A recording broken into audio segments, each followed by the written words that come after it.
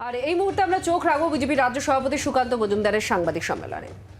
বান্ধব আছে অনেকে, তারা পাসপোর্ট নিয়ে এসছেন এদেশে, এসে এদেশে থেকে গেছেন। ভারতীয় জনতা পার্টি নীতিগতভাবে বিশ্বাস করে বাঙালি হিন্দুরা বিশ্বের যে কোনো জায়গায় ধর্মীয় কারণে যদি উৎপীড়নের শিকার হয়, তাদের আশ্রয়স্থল হচ্ছে পশ্চিমবঙ্গ। পশ্চিমবঙ্গ সেই জন্যই ডক্টর শ্যামাপ্রসাদ মুখার্জি, মেঘনাথ সাহা থেকে শুরু করে সেই সময়কার মনীষীরা তারা তৈরি করেছিলেন।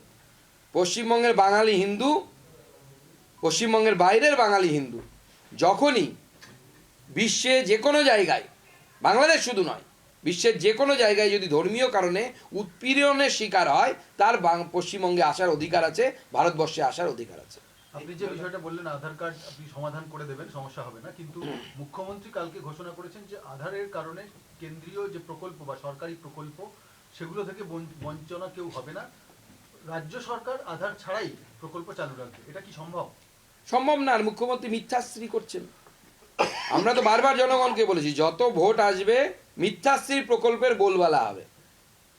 মুখ্যমন্ত্রী হচ্ছে মিথ্যাশ্রী প্রকল্পের বলবার, কারণ কেন্দ্র সরকার আধার নাম্বার ছাড়া আপনার কোনো প্রকল্প অ্যালাউ করবে না।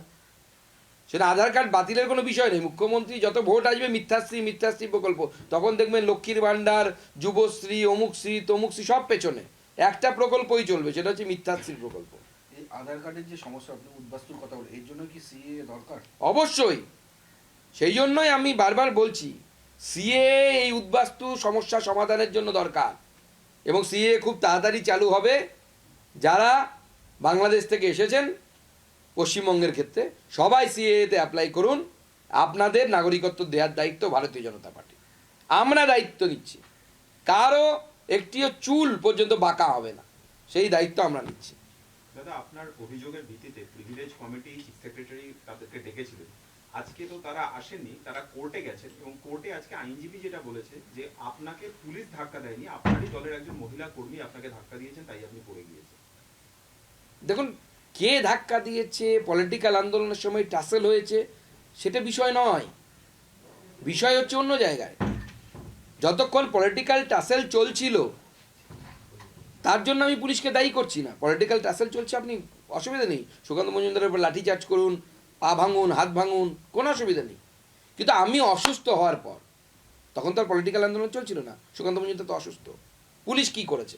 নাম্বার ওয়ান, আমার গাড়িকে আমাকে নিয়ে হসপিটালে নিয়ে যেতে রাজি দেয়নি, আমার গাড়িকে আটকে দেওয়া হয়েছে।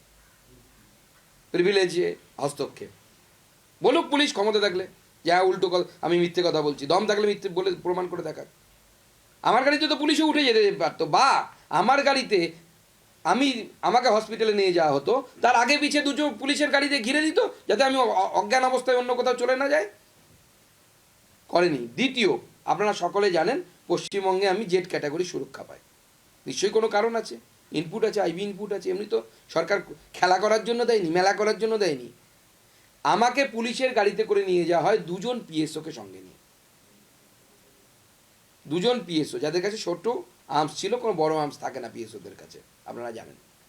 আমার পিএ, তাকে গাড়িতে উঠতে দেওয়া হয়নি। সে উঠতে চেয়ে, যে দাদা অসুস্থ, আমি দাদার সঙ্গে যাই। এরা বাংলা জানে না, দাদা কিছু বললে কি ওষুধ লাগবে, কি হতে পারে, একজন তো চাই যিনি কমিউনিকেট করবে দুপক্ষের মধ্যে। আমার পিএসওরা বাংলা জানে না। পশ্চিমবঙ্গের পুলিশ আমাকে ওই অবস্থায় আমার পিএকে উঠতে দেয়নি গাড়িতে। শুধু তাই নয়, তার থেকেও ভয়ঙ্কর যেটা, দুজন পিএসও আর গাড়িতে কজন পুলিশ ছিল আমি জানি না, কারণ আমি তখন অচৈতন্য অবস্থায় ছিলাম, নিয়ে আমাকে বসিরহাট অবধি নিয়ে যায়। প্রায় 1 ঘন্টা মতো মনে হয় সময় লেগেছিল। সেই সময় আমার গাড়ির পেছনে যে এসকর্ট গাড়ি থাকে, যাতে 6 জন সিআইএসএফ জওয়ান থাকে, তাদেরকে আসতে দেওয়া হয়নি সুকান্ত মজুমদারের সুরক্ষায়। তাহলে এই 1 ঘন্টা আমার সিকিউরিটির সাথে যে ব্রিজ হলো, যে কম্প্রোমাইজ হলো, তা প্রিভিলেজের মধ্যে পড়ে। এর উত্তরটা কে দেবে? চিফ সেক্রেটারি দেবে? কপিল সিব্বল তো দাঁড়ালো, উনি সাময়িকভাবে স্টে অর্ডার নিয়েছেন, সুপ্রিম কোর্টের অর্ডার, আমাদের সেখানে কিছু বলার নেই। আমাদের উকিলরা এরপরে দাঁড়াবে। আজকে আমাদের উকিলদের দাঁড়ানোর জায়গা ছিল না, এরপর আমাদের উকিলরা আমাদের বক্তব্য বলবে, লয়াররা বলবেন। আমিও সম্ভবত, আমাকেও পার্টি করা হয়েছে, আমার কাছে নোটিশ আসেনি এখনো, আমার উকিলরা দাঁড়াবে।